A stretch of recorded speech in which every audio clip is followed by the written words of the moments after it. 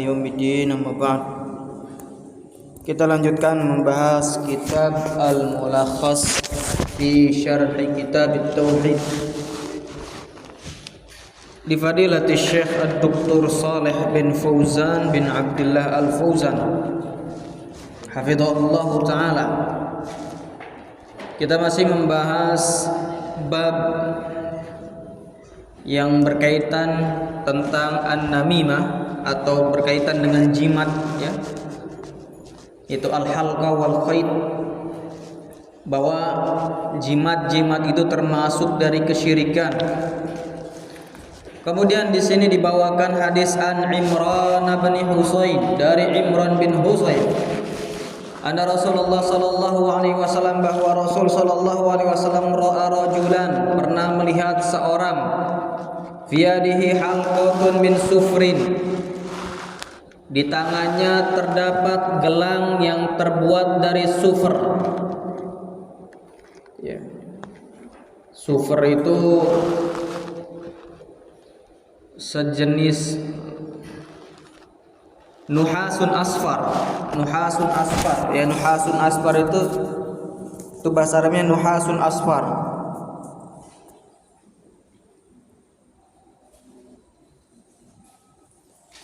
Taib, nuhasun asfar maknanya ya tembaga, ya, tembaga yang berwarna kuning, sufrin, ya. Itu maksudnya nuhasun asfar, yaitu tembaga yang berwarna kuning. Antum cepat sekali nyapu, sudah sampai situ. Ulangi dari sini. Wendy, ulangi dari situ. Nyapu apa antum ini?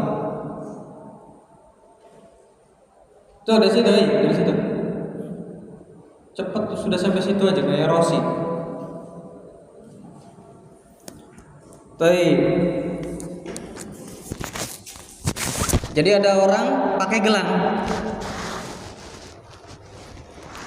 yang terbuat dari tembaga yang berwarna kuning. Faqal, maka kata Nabi sallallahu alaihi wasallam, "Hadi, apa ini?" Qal, kata dia, minal wahina, bahwasanya ini minal wahina, ya, untuk mencegah penyakit wahina. Wahina itu jenis penyakit yang mana penyakit ini membuat seseorang lemah. Bisa jadi penyakit ini terdapat di sekujur tubuh atau di sebagian tubuh, ya. Jadi namanya penyakit wahina yang terdapat di sebagian tubuh atau sekujur tubuh, yang bisa melemahkan seseorang. Kira-kira penyakit apa kalau kita ini, bahasa kita ini? Coba lihat, ya. Maradu wahina, maradu al-wahn al-adli al-wabil al-a'rad wal asbab. Ya, terkadang memang dia berada di barakallahu fikum, di otot, ya.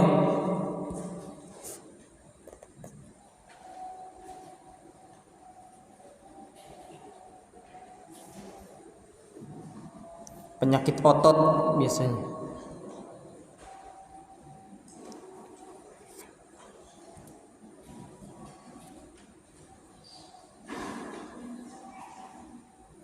Apa biasanya kalau kita?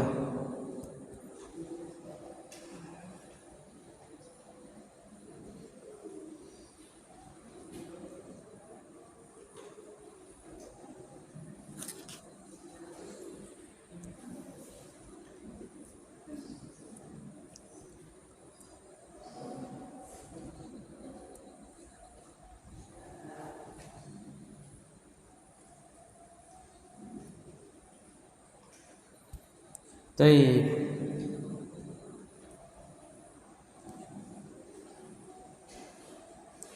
Pegel-pegel tuh, itu wahina yang biasanya bikin lemes. Biasanya di otot dia tuh adanya tuh. Kalau kita bahasanya penyakit apa?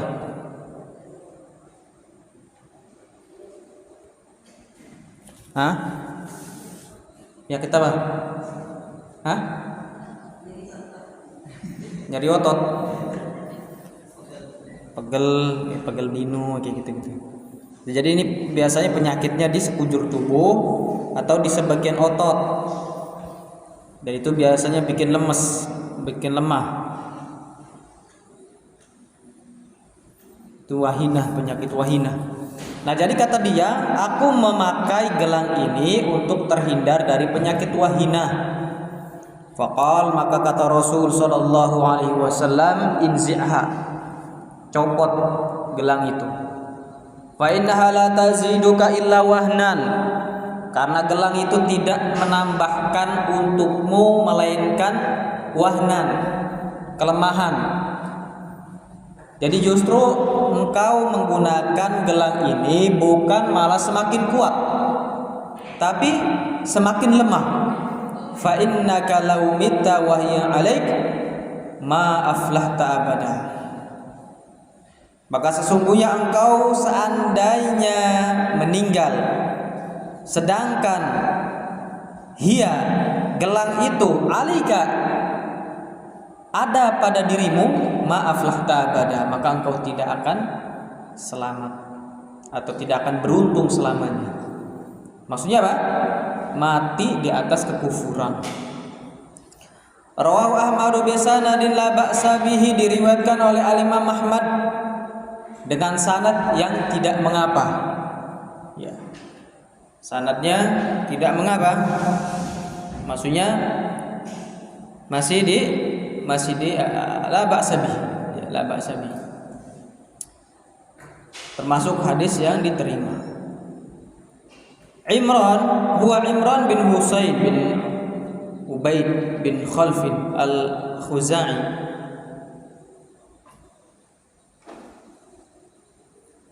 Imran bin Husain bin Ubaid bin Khalaf al-Khuzai adalah sahabi bin sahabi, seorang sahabat dan anaknya seorang sahabat. Jadi Husain bin Ubaid juga sahabat.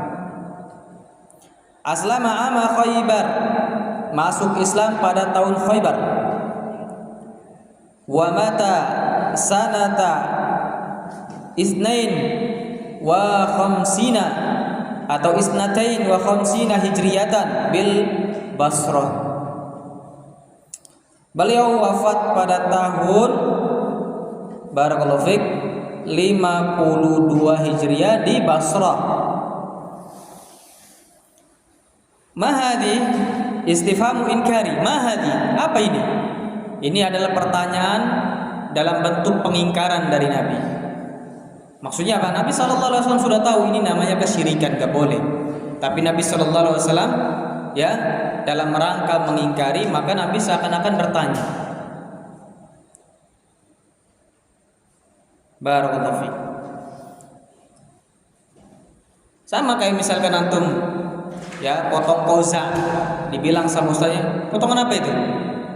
Nah, itu maksudnya apa? Mengingkari. Kenapa motong begitu? Itu maksudnya. Al-wahina naw'un minal maradi yusibul yada.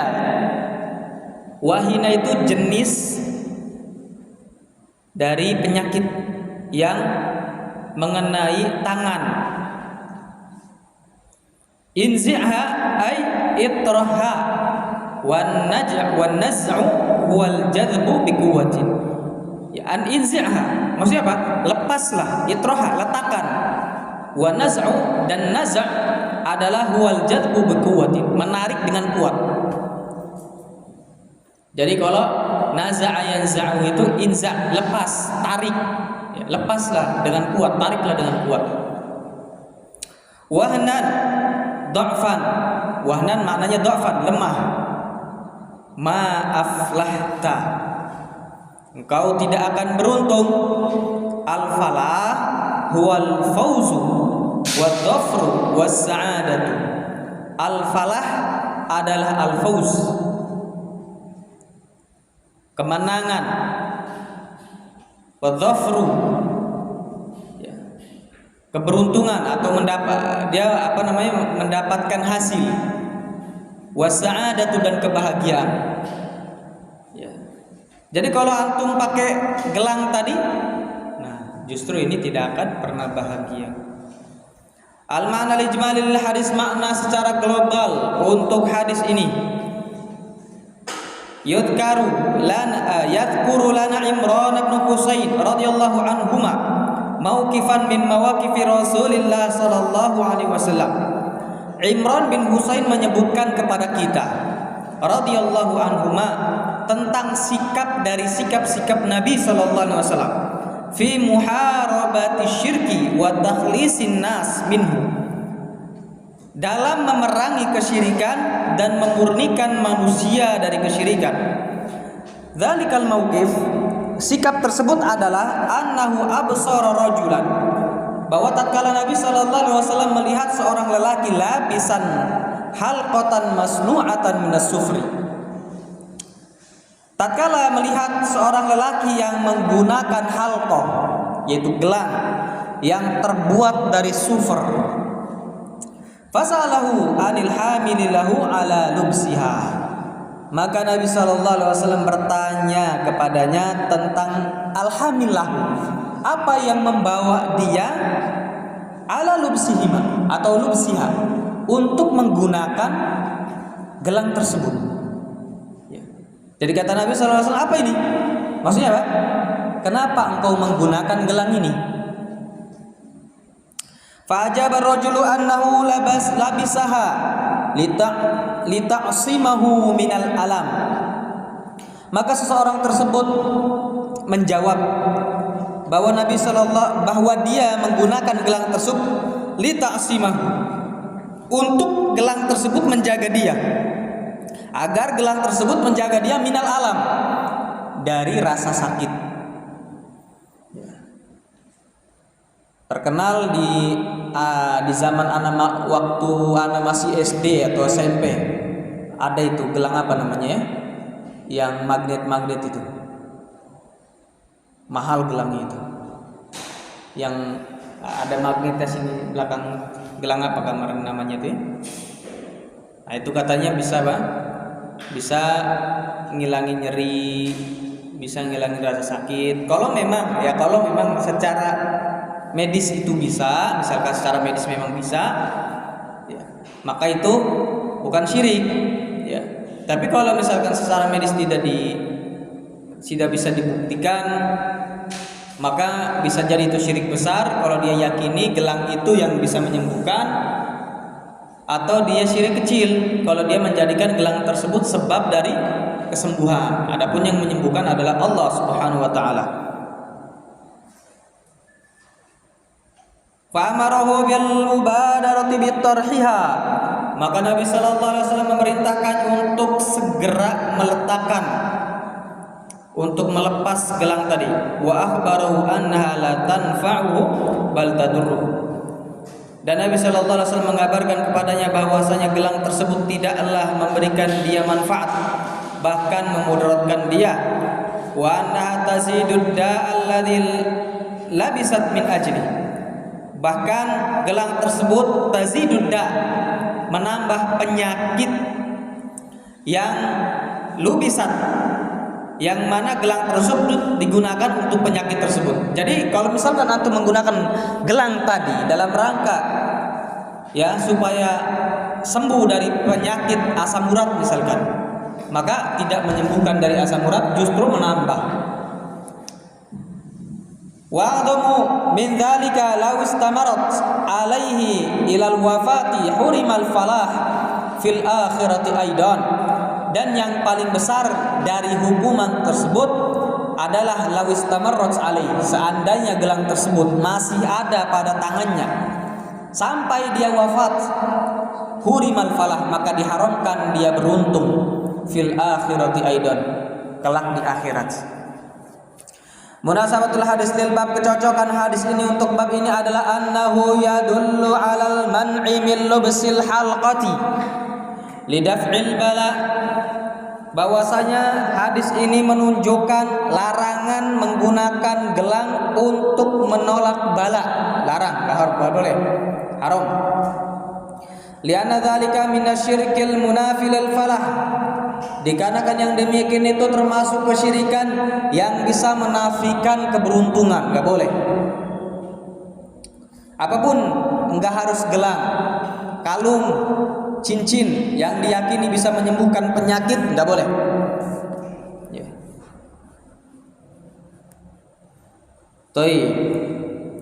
Ma yustafadu minal hadis, yang bisa diambil faidah dari hadis ini adalah al-ula, yang pertama, anna lubsal halqati wa ghairuha lil i'tisami biha minal amradi minasyirki, bahwa menggunakan al-halqah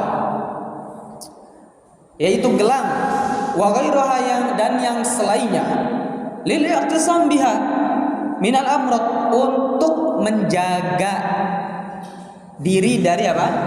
Dari penyakit-penyakit, minasyirki, itu termasuk dari kesyirikan. Ya. Jadi intinya, kalau antum meyakini sesuatu apa yang antum kenakan dari gelang atau cincin, ini kesyirikan, enggak boleh. Atsaniyah, yang kedua, an-nahyu 'anit tadawi bil haram, larangan at-tadawi, berobat dengan sesuatu yang haram, enggak boleh. Antum sakit, datang ke dukun supaya sembuh, nggak boleh. Si Wendy ya sakit, misalkan kena santet, nah datang ke dukun, boleh nggak Aldi? Nggak boleh, haram. Dukun ya sihir, penyihir, nggak boleh. Wendy kena santet, datang ke si Faza. Faza bukan dukun, dia bisa ngeruqyah misalkan, dia penghafal Al-Quran. Boleh nggak? Boleh diruqyah dengan Al-Quran. Ya, tapi kalau datang ke dukun nggak boleh. Nggak boleh berobat dengan sesuatu yang haram. Ya. Sakit apa misalkan? Sakit tipes. Obatnya adalah cacing. Ya nggak? Obatnya adalah makan cacing. Sampai ada anak pernah ngelihat ya, dulu pas masih SMP. Anak lagi makan uduk, nasi uduk, lagi makan nasi uduk pagi-pagi. Nontonlah film, bukan film, program Trans 7. Dulu tuh kan ada tuh kan, yang ilmiah itu kan. Nah, Trans 7. Kebetulan lagi bahas tentang pengobatan tipes. Nah, disitulah anak ngelihat lagi goreng bakwan cacing. Langsung muntah. Sejak itu anak nggak doyan apa? Nggak doyan nasi uduk. Sampai terakhir itu makan nasi uduk lagi pulang dari Yaman. Saya muntah lagi makan nasi uduk. Ngeliat orang goreng cacing. Cacing kan bakwannya kan otomatis panjang-panjang ya. Tulis. Nah, ini nggak boleh ya, kecuali nggak ada obat lain ya. Jadi kalau misalkan ada obat yang lain selain cacing ya, misalkan itu boleh. Misalkan nggak ada obat lain misalkan selain cacing, ya sudah pakai cacing. Tapi kalau misalkan ada obat lain, nggak boleh pakai obat yang lain ya. Sama obat-obat yang lain misalkan ya, yang haram misalkan, atau misalkan ada penyakit tertentu ya, dia bisa diobati dengan daging babi ya. Daging babi haram. Kalau misalkan ada obat lain yang halal, maka dia pilih yang halal. Cuman kalau nggak ada, maka dibolehkan. Sebatas pengobatan saja, tapi sebatas pengobatan ya. Ad-daruratu tubihul mahdzura. Darurat itu membolehkan sesuatu yang diharamkan. Jadi kalau antum penyakitan ya sakit, nggak sembuh-sembuh kecuali dengan babi, ya sudah itu darurat. Taib. As-salisa, yang ketiga, inkarul munkar wa ta'limul jahil. Mengingkari sesuatu yang diingkari atau sesuatu yang mungkar harus diingkari. Ya. Sesuatu yang mungkar harus diingkari. Ya enggak? Nanda. Nah, sesuatu yang mungkar harus ingkari. Antum lagi ana ingkari. Ngerti? Enggak ngerti? Wa ta'limul jahil, mengajarkan orang yang tidak tahu. Kalau enggak tahu diajarin. Jangan dimarahin, dibentak-bentak. Kalau sudah tahu baru boleh dimarahin. Ya Wendy, garuk terus Wendy. Nah, Wendy belum disunat tentunya. Udah, garukin terus. Diobatin, hilang nanti kabur. Ar-rabi'ah dararus syirki fid dunya wal akhirah, mudaratnya kesyirikan di dunia dan akhirat. Di dunia kesyirikan bisa membuat penyakit bertambah sebagaimana di dalam kita atau hadis ini. Di akhirat dia akan diharamkan dari keberuntungan. Apa itu keberuntungan? Bentuknya selamat dari neraka, masuk ke dalam surga. Al-khamisah yang kelima, istifsalul mufti wa i'tibarul maqasid. Istifsalul mufti, bertanyanya secara tafsil seorang mufti. Jadi seorang mufti, seorang guru, seorang hakim itu harus bertanya dengan apa? Dengan tafsil, dengan rinci. Sebagaimana Nabi SAW bertanya kepada orang yang mengenakan gelang tadi. Nah, kira-kira kenapa engkau mengenakan gelang ini? Nah, itu kan pertanyaan rinci. Apa sebabnya? Nabi SAW nggak langsung nyuruh dia copot, enggak. Tapi ditanya dulu. Wa'tibarul maqasid, dan menganggap tujuan-tujuannya. Tujuannya apa mengenakan gelang ini? Ya, mengenakan jimat ini, mengenakan cincin ini. Apa tujuannya? As-sadisa yang ke-6, anna syirkal asghar akbarul kabair, bahwa syirik besar adalah dosa yang paling besar. Bahwasanya di sini termasuk dari syirik kecil. Ya, bahwasanya syirik kecil termasuk dosa yang paling besar. Tatkala antum mengenakan gelang tadi, meyakini bahwasanya gelang ini penyebab sembuhnya penyakit, adapun yang menyembuhkan Allah, itu syirik kecil. Karena antum menjadikan sebab yang bukan sebab syar'i dan juga tidak bisa dibuktikan secara medis. Tapi kalau antum yakini bahwasanya itu adalah penyembuh penyakit, gelang itu adalah penyembuh penyakit bukan Allah, ini syirik besar. Ar-rabi'ah as-sabi'ah anna syirka la ya'dzuru fihi bil jahl, bahwasanya kesyirikan itu la ya'dzuru fihi, tidak ada udzur padanya bil jahl, karena disebabkan tidak tahu, tidak ada udzur. Jadi kalau syirik ya kita kasih tahu itu syirik.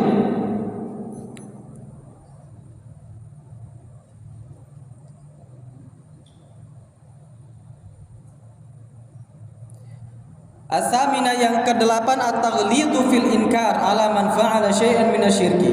At-taghlidh, bersikeras.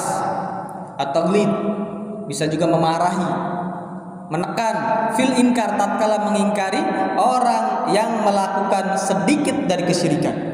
Diingkari dengan keras. Gak boleh, ini syirik. Lepas, misalkan. Tinggalkan, ini syirik, gak boleh. Diingkari dengan tegas. Kenapa? Karena kalau tidak demikian kasihan. Karena akibat dari kesyirikan lebih besar. Ya, lebih besar mudaratnya. Li ajli tanfiri minhu, supaya membuat seseorang itu lari dari kesyirikan. Ya, lari dari kesyirikan. Kemudian kata beliau, walahu an Uqbah bin Amir marfu'an, dan juga barakallahu fikum dari Al-Imam Ahmad dari Uqbah bin Amir marfu'an secara marfu, man ta'allaqa tamimatan fala atamallahu lah, barang siapa yang menggantungkan tamimah, menggantungkan jimat, maka Allah Subhanahu wa taala tidak akan sempurnakan baginya. Wa man ta'allaqa wada'atan, dan barang siapa yang menggantungkan wada'ah, sama jenis jimat juga, wada'allahu lahu, maka Allah Subhanahu wa taala fala wada'allahu lahu, maka Allah Subhanahu wa taala tidak akan membuat dia tenang. Wa fi riwayat, di dalam riwayat yang lain, man ta'allaqa tamimatan faqad asyrak. Barang siapa yang menggantungkan jimat maka sungguh dia telah melakukan kesyirikan. Uqbah bin Amir, huwa Uqbah bin Amirin Al-Juhani, sahabi masyhur. Uqbah bin Amir Al-Juhani adalah seorang sahabat yang terkenal. Wa kana faqihan fadilan waliya imarata Misra li Muawiyah thalatha sinin. Dan dulu beliau adalah seorang faqih fadil, seorang yang mulia, waliya imarata Misra, dan beliau yang mengurus pemerintahan Mesir li Muawiyah thalatha sinin, untuk Muawiyah, ya karena Muawiyah sekitar 3 tahun lamanya ya beliau sempat menjadi pemerintah Mesir. Wa mata qariban minas sittin, dan beliau wafat ya sekitar minas sittin, sekitar atau wa mata qariban minas sittin. Allah alam apa maksudnya qariban minas sittin ini, apakah wafat sekitar tahun 60 Hijriah atau maksudnya adalah beliau sekitar umurnya 60 ya, 60 tahun umurnya. Ya mungkin di sini ya umur beliau wafat tatkala beliau umur 60 tahun ya, sekitar 60 tahun. Walahu ay warwa al-Imam Ahmad. Artinya hadis ini juga diriwayatkan oleh al-Imam Ahmad. Ta'allaqa tamimatan ay allaqaha alaihi au ala ghairihi mu'taqidan biha. Artinya allaqaha, dia menggantungkan tamimah, jimat tadi, alaihi, kepada dirinya atau kepada orang lain, mu'taqidan biha, karena meyakini sesuatu yang ada pada tamimah tersebut, jimat tersebut. Ya. Contoh misalkan orang tuanya si fulan, si imam misalkan, bapaknya pakai jimat misalkan, jimatnya jimat contoh kalung lah, jimat kalung, supaya apa? Supaya terlepas dari bencana syirik. Atau bapaknya imam mengenakan jimat berupa kalung pada imam, nah sama, bapaknya imam juga berarti telah melakukan kesyirikan. Ini contoh imamnya, nggak boleh. Jadi mau dia pakai sendiri atau makaikan untuk orang lain, atau dia ngasih untuk orang lain, dia meyakini bahwasanya ini bisa menolak bala, bisa mendatangkan manfaat, nggak boleh. Itu syirik. Wa tamimatu kharazatun kanatil Arab tu'allikuha ala auladihim yattaquna bihal aina. Dan tamimah adalah kharazat, ya seperti manik-manik. Kharazat itu manik-manik ya. Biasanya manik-manik itu gelang-gelang perempuan itu ya. Kan manik-manik ya, gelang-gelang yang dipakai perempuan, biasanya itu gelang, kalung. Ya.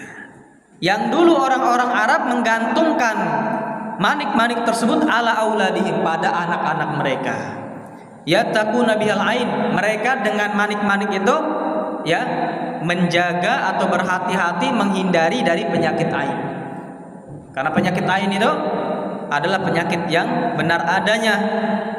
Makanya kata Nabi SAW, al-ainu haqqun, penyakit ain itu benar adanya. Ya Wendy, al-ainu haqqun. Wendy ini, Mam, antum ngapain? Gambar. Antum sama Wendy cocok satu kelas. Ya, mau satu kelas sama Wendy? Ya, nggak mau. Antum cocok sama Wendy tuh. Wendy tuh kerjanya main. Kalau sama antum mungkin bisa lah main layangan ya Mam. Kalau Hamam itu ngegambar, nggak apa-apa, masih kecil. Berapa umurnya Mam? Hah? 11. Antum Wendy berapa? Hah? 15. Nah, antum otaknya sama-sama Hamam nggak? Sama masih main. Kalau Hamam masih main, umurnya masih 11. Nah kalau antum berarti main terus kerjanya. Wendy lakopnya La'ab, tukang main, bukan main kartu tapi Dia tukang main. Kayak kalau ada kelereng itu antum paling senang kelereng, main panggal itu. Apa di sini namanya? Gangsing mainnya. Taib. Nah, di sini dibilang fala atamullahu lah. Maka Allah Subhanahu wa taala tidak akan menyempurnakan baginya. Maksudnya apa? Du'aun alaihi adalah doa keburukan bagi dia bi an la yutimmallahu umurahu, bahwa Allah Subhanahu wa taala tidak akan menyempurnakan, mengabulkan perkara-perkara dia. Jadi kalau dia misalkan menggunakan jimat tadi untuk mendatangkan manfaat atau menolak mudarat, maka mudarat tadi tetap akan datang, manfaat tidak akan datang. Itu maknanya. Wada'atan al-wada'atu syai'un yakhruju minal bahri yushbihu as-sadfa yattaquna bihi al-aina. Wada'ah adalah sesuatu yang keluar minal bahri, dari lautan, yang menyerupai sodfa. Sodfa itu seperti kerang. Yattaquna bihil ain, dan orang itu menggunakan wadah untuk menjaga diri dari yang namanya penyakit ain. Fala wada Allahu lahum, maka Allah Subhanahu wa taala tidak akan memberikan ketenangan padanya. Ai la ja'alahu fi da'atin wa sukunin. Allah Subhanahu wa taala tidak akan menjadikan dia tenang dan tentram. Jadi tetap kehidupannya tetap takut dari yang namanya setan, yang namanya iblis, yang namanya musibah, ya. Tetap khawatir tidak datangnya manfaat, tetap nggak bakal tenang, nggak bakal dia bertawakal kepada Allah. Kenapa? Karena dia menjadikan yang selain Allah tempat bersandar. Wa fi riwayatan, di dalam riwayat warwa al Imamu Ahmadu min hadisin akharin, diriwayatkan oleh al Imam Ahmad di dalam hadis yang lain. Al makna ijmali lil hadis, makna secara global untuk hadis ini adalah anna Nabi sallallahu alaihi wasallam yad'u ala man istamala at-tamaima, bahwa Nabi sallallahu alaihi wasallam mendoakan keburukan bagi orang yang mengenakan jimat, ya'taqidu fiha daf'ad darari, yang dia meyakini pada jimat tersebut bisa menolak mudarat, bi'an ya'kusallahu qasdahu, maka dengan Allah Subhanahu wa taala membalikkan maksud dia. Jadi kalau dia memakai jimat tadi dalam rangka mendatangkan manfaat, justru Allah Subhanahu wa taala akan mendatangkan mudarat. Kalau misalkan dia memakai jimat tadi untuk mencegah dari mudarat, justru Allah Subhanahu wa taala akan tetap mendatangkan mudarat. Jadi Allah Subhanahu wa taala akan mengembalikan membuat terbalik, ya, membalikan tujuan dia. Wala yutimma lahu umurahu, Allah Subhanahu wa taala tidak akan buat sempurna perkara-perkaranya. Kama annahu yad'u ala man ista'mala al-wada'a li nafsil qasdi sabiqi alla yatrukuhu Allah fi rahatin wa tmi'nanin. Sebagaimana Nabi sallallahu alaihi wasallam mendoakan keburukan bagi orang yang menggunakan wada' li nafsil qasdi sabiq, dengan tujuan yang sama sebelumnya, yaitu tujuan apa? Dalam rangka barakallahu fikum menolak dari yang namanya, atau dalam rangka, ya, menolak dari yang namanya penyakit wahina misalkan.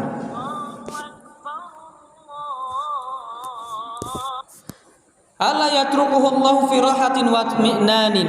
Jadi doa Nabi sallallahu alaihi wasallam, Allah Subhanahu wa taala tidak akan membiarkan dia berada rahatin, di waktu yang istirahat, wa tmi'nanin, dan waktu yang tenang. Enggak bakal tenang hidupnya orang kalau berhubungan dengan jimat, enggak bakal tenang. Ya, Feros.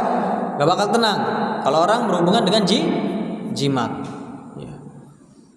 Feros nih, ya, Abu Naum. Ya, Eros alako tidur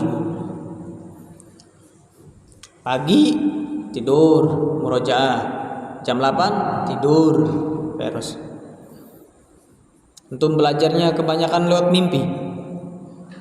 Bal yuharrik alaihi kulla mu'dzin, bahkan Allah Subhanahu wa taala gerakan untuk dia setiap mu'dzin, sesuatu yang bisa ya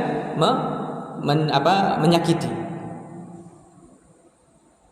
Wa hadha ad-du'a yuqsadu minhu at-tahdhiru minal fi'li. Dan doa ini ditujukan untuk memperingati dari melakukan hal tersebut. Kama annahu yukhbiru sallallahu alaihi wasallam fil hadits tsani, sebagaimana Nabi sallallahu alaihi wasallam mengabarkan di dalam hadis yang kedua, anna hadzal amal syirkun billah, bahwasanya perbuatan ini perbuatan mengenakan jimat adalah syirik kepada Allah.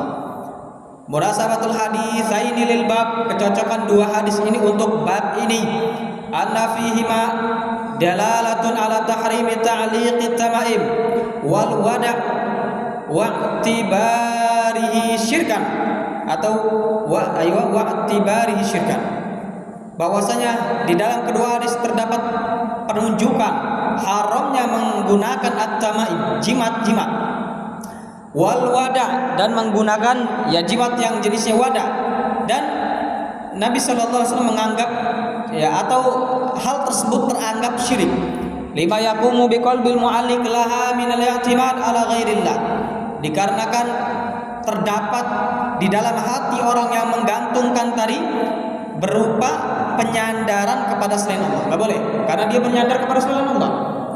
Ya, dia berharap dengan mengenakan jimat tadi, gelang tadi, supaya apa? Dapat manfaat, supaya terhindar dari mudarat. Ma yustafadu minal hadis, yang bisa diambil faedah dari hadis ini, al-ula anna ta'liqa tamaimil wal wada'i minasyirki, bahwa menggantungkan jimat-jimat itu termasuk dari kesyirikan. Asaniyah, yang kedua, anna man i'tamada ala ghairillah amalahu Allahu binaqidi qasdi, barang siapa yang bersandar kepada selain Allah, maka Allah Subhanahu wa taala akan membuat dia bermuamalah dengan dia dengan kebalikan tujuannya. Makanya antum tidak boleh bersandar kepada manusia, bersandar kepada Allah, itu namanya tawakal. Ya, enggak boleh antum bersandar kepada manusia yang membuat hati antum risau, sedih, yang antum tidak memiliki power. Kalau antum bersandar kepada manusia, antum bersandar kepada si fulan karena si fulan bisa ngasih antum uang, antum bersandar pada si fulan karena si fulan bisa membiayakan antum mondok, ya nggak boleh. Dia ngasih antum terima. Dia ngasih uang misalkan untuk apa? Untuk membantu belikan kitab, ya. Tapi kalau untuk bersandar nggak boleh, karena kalau antum sudah bersandar kepada seseorang, nanti disitulah antum akan lemah. Melihat orang tersebut menyimpang, antum nggak berani untuk menegur. Melihat orang tersebut melakukan kemungkaran, antum nggak berani menegur karena antum bersandar. Nanti kalau anak tegur, dia nggak ngasih lagi uang, ya nggak? Maka disitulah antum akan tidak tenang hidupnya. Ya, antum disuruh apa aja mau aja. Kenapa? Karena kalau misalkan nggak mau, takutnya dia nggak lagi ngasih uang. Paham sih? Nggak boleh bersandar kepada makhluk. Ya, nggak boleh bersandar kepada makhluk. Makanya kata ya di sini faedah di antara hadis ini adalah bahwasanya orang yang bersandar kepada makhluk justru Allah Subhanahu wa taala akan memperlakukan dia kebalikannya. Kalau dia misalkan bersandar kepada makhluk supaya makhluk tadi cinta kepada kita, suka kepada kita, justru Allah Subhanahu wa taala akan buat dia benci kepada kita. Paham ya? Nggak boleh. Wendy misalkan, nggak boleh. Ya, dia bersandar kepada Sahdan. Kebetulan Sahdan ini banyak uangnya. Kalau dipanggil Sahdan senang Wendy, pasti dikasih jajan. Nggak boleh bersandar. Ya, nanti kalau Sahdan misalkan ngerokok, Wendy nggak berani negur. Kenapa? Karena biasa ngasih uang. Nggak boleh. Asalisa, yang ketiga, doa wa alaman allaqat sama ima wal wada'a bima yafutu alaihi maqsudah wa yakusu alaihi muradah. Mendoakan orang yang menggantungkan jimat dengan sesuatu yang dia lufuti maksudnya, ya, dan juga kebalikan dari yang diinginkan. Jadi Nabi SAW mendoakan bagi orang yang mengenakan apa? Mengenakan jimat tadi yang tujuannya supaya bisa menolak mudarat dan mendatangkan manfaat. Justru kata Nabi sallallahu alaihi wasallam, justru Nabi sallallahu alaihi wasallam mendoakan apa? Semoga Allah Subhanahu wa taala tidak memberikan dia manfaat dan justru Allah Subhanahu wa taala akan memberikan dia mudarat. Kebalikannya. Makanya enggak boleh menggunakan jimat. Subhanallah.